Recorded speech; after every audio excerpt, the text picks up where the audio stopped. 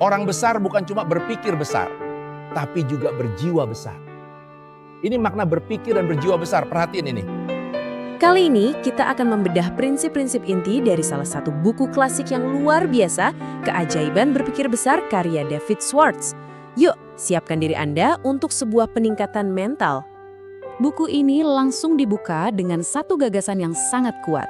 Kalimat ini seakan menjadi fondasi untuk semua yang akan kita bahas, sebuah perubahan mendasar tentang bagaimana kita seharusnya memandang kesuksesan. Oke, ini dia agenda kita. Anggap saja ini sebagai peta jalan untuk meningkatkan sistem operasi mental Anda. Kita akan membahas 5 langkah kunci ini satu persatu. Nah, pertama-tama kita harus mendiagnosis dulu nih, apa sih masalah utamanya? Menurut Schwartz, penghalang terbesar kesuksesan kita itu ternyata bukan soal kurangnya bakat atau kesempatan, tapi soal seberapa besar kita berani berpikir. Seringkali kita sendirilah yang memasang pagar pembatas bahkan sebelum kita mulai melangkah. Biar lebih kebayang, di dalam buku ini ada cerita tentang seorang wiraniaga bernama Harry. Penghasilannya 5 kali lipat dari rekan-rekannya. Rahasianya apa? Bukan karena dia lebih pintar atau kerja lebih keras loh, tapi karena skala pemikirannya 5 kali lebih besar. Dia berani membayangkan hasil yang jauh lebih besar, dan itulah yang mengubah segalanya. Kita pasti sering dengarkan kalimat seperti, wah, persaingan di level atas itu ketat banget. Nah, Schwartz justru bilang itu cuma mitos. Kenyataannya justru lebih banyak ruang dan lebih sedikit persaingan untuk posisi-posisi puncak. Kenapa bisa begitu? Karena kebanyakan orang sudah merasa nyaman berada di level menengah. Jadi, peluang terbesar itu justru ada untuk mereka yang berani berpikir besar dan membidik lebih tinggi. Oke, setelah tahu penyakitnya, sekarang kita masuk ke obatnya. Peningkatan pertama adalah mengaktifkan mesin keyakinan kita. Ingat, ini bukan sekedar berharap ya, tapi soal sebuah kepastian yang datang dari dalam diri. Schwartz punya analogi yang keren banget.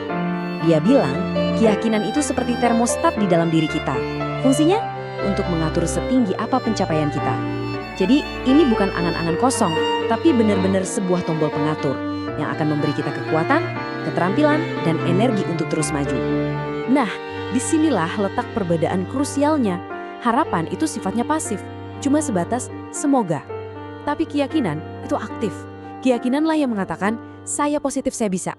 Dan dari situlah kita jadi tahu bagaimana caranya. Ada satu studi kasus yang luar biasa di buku ini. Seorang pengusaha ingin menjual rumah mobil. Modalnya kurang dari $3.000. Pengalaman nol besar. Pesaingnya perusahaan-perusahaan raksasa. Satu-satunya aset yang ia miliki, keyakinan yang tak tergoyahkan bahwa ia pasti bisa. Hasilnya, penjualan lebih dari $1 juta di tahun pertama.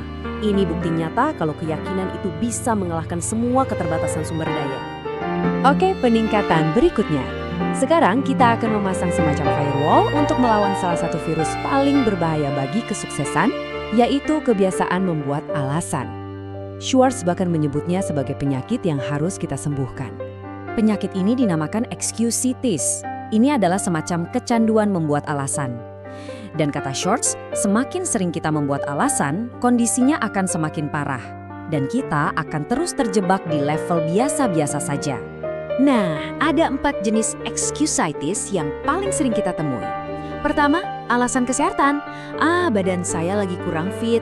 Kedua, soal kecerdasan. Saya kan tidak sepintar dia. Ketiga, usia. Saya sudah ketuaan atau kemudaan. Dan terakhir, soal nasib. Saya memang lagi sial saja. Bahayanya, alasan-alasan ini terdengar sangat masuk akal. Makanya, langkah pertama untuk sembuh adalah dengan menyadari dulu kalau kita punya penyakit ini. Yuk kita bongkar salah satu alasan paling umum, usia. Banyak sekali yang berpikir, saya sudah terlambat untuk memulai. Coba deh lihat dari sudut pandang ini. Di usia 40, Anda itu baru memakai sekitar 40% dari tahun-tahun produktif Anda. Artinya, masih ada 60% lagi, masa-masa terbaik Anda justru masih ada di depan. Sekarang kita masuk ke peningkatan terakhir dan ini super penting. Kita akan menginstal antivirus untuk melawan musuh nomor 1 kesuksesan, rasa takut. Ini yang sering membuat kita lumpuh, tapi tenang, ada obatnya. Jadi pertanyaannya sederhana banget. Apa sih satu-satunya obat yang paling manjur untuk segala jenis ketakutan? Jawabannya cuma satu kata, tindakan. Itu dia. Saat kita ragu, saat kita menunda-nunda, rasa takut itu akan semakin besar. Tapi begitu kita mengambil tindakan, sekecil apapun itu, rasa takut itu akan langsung menciut. Caranya juga sangat praktis. Hanya 2 langkah. Pertama, identifikasi dengan jelas, saya takut sama apa sih sebenarnya? Jangan mengambang. Kedua, langsung ambil tindakan nyata yang spesifik untuk mengatasi ketakutan itu. Oke, perangkat lunak mental kita sudah ditingkatkan. Kita sudah punya mesin keyakinan, firewall anti alasan, dan antivirus berbasis tindakan. Sekarang saatnya menjalankan program baru ini. Intinya, menjadi seorang pemikir besar itu artinya menjadi spesialis dalam menciptakan gambaran yang positif, optimis, dan penuh kemungkinan. Bukan hanya di dalam kepala kita sendiri, tapi juga di kepala orang lain. Ingat kutipan ini, seseorang adalah produk dari pikirannya. Jadi, kuncinya ada di tangan kita. Percayalah pada hal-hal besar. Atur termostat mental Anda ke level yang lebih tinggi. Nah, sebagai penutup, saya ingin melemparkan satu pertanyaan untuk Anda. Karena semua ini tidak ada gunanya kalau hanya menjadi teori.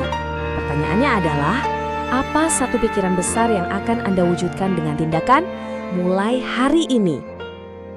Jika info ini bermanfaat, jangan lupa share dan follow akun ini ya.